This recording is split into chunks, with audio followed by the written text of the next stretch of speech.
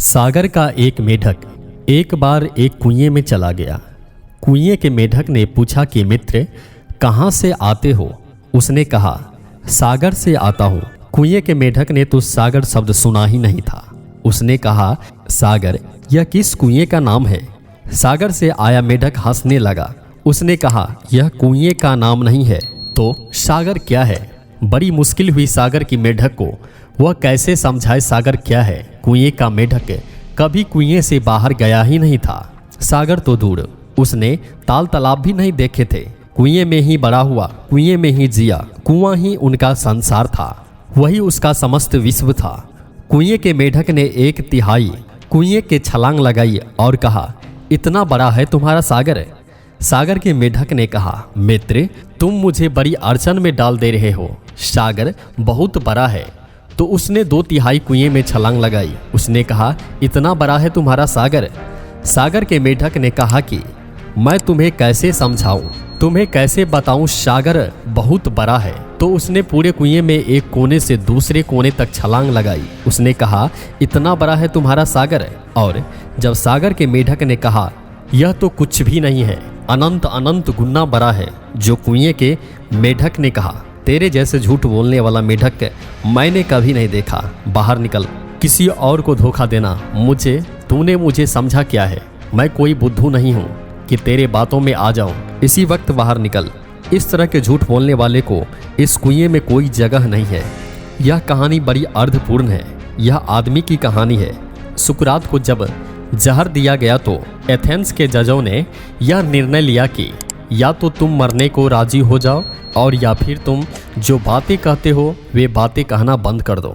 दो में से कुछ एक ही चुन लो। तुम जो बातें कहते हो वे बंद कर दो, और अगर तुम उन बातों को जारी रखे रहोगे तो सिवाय मृत्यु के और कोई उपाय नहीं है। फिर मृत्यु के लिए राजी हो जाओ। सुकरात बातें क्या कर रहा था? सागर की बातें कर रहा था, कुएं के लोगों से।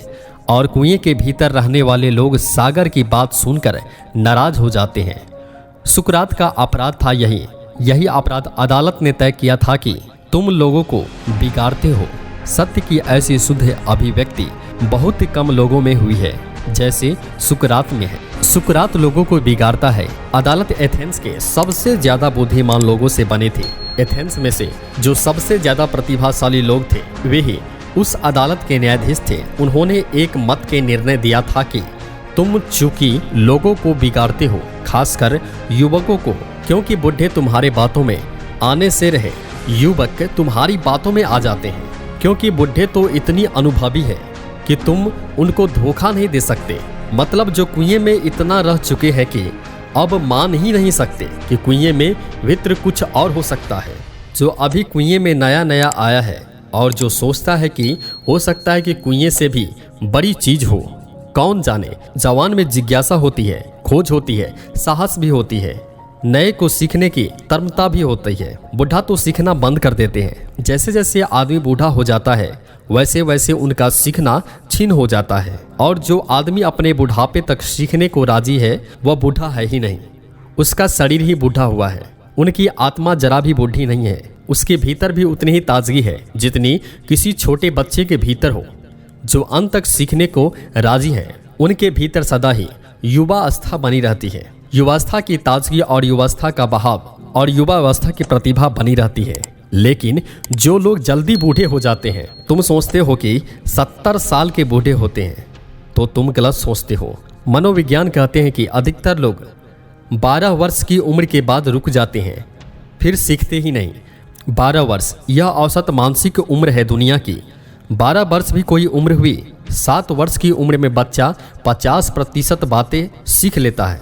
अब बस 50% और सीखेगा और अभी जिंदगी पूरी पड़ी है। 12 वर्ष की उम्र तक पहुँचते पहुँचते या बहुत हुआ तो 14 वर्ष की उम्र तक पहुँचते पहुँचते सब ठहर जाता है। फिर सीखने का उपक्रम बंद हो जाता है। फिर तुम अपने ही कुएं के गोल घेरे में घूमने लगते हो। फिर तुम सागर की तरफ दौड़ती हुई सरिता नहीं रह जाते, रेल की पटरी पर दौड़ती हुई मालगाड़ी हो जाती हो। मालगाड़ी, पैसेंजर गाड़ी, जीवन में और कोई स्वतंत्र नहीं रह जाती। उसी पटरी पर दौड़ते दौड़ते एक दिन मर जाती हो। कहीं पहुंचना नहीं हो पाता। अधिक लोग तो मेरे बात नहीं समझेंगे तो गलत समझेंगे। समझेंगे तो कुछ कुछ लोग समझेंगे।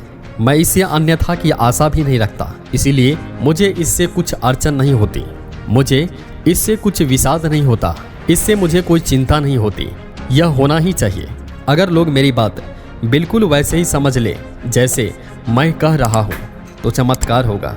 ऐसा चमत्कार न कभी हुआ है न हो सकता है। अभी मनुष्य में ऐसी आशा करनी असंभव है।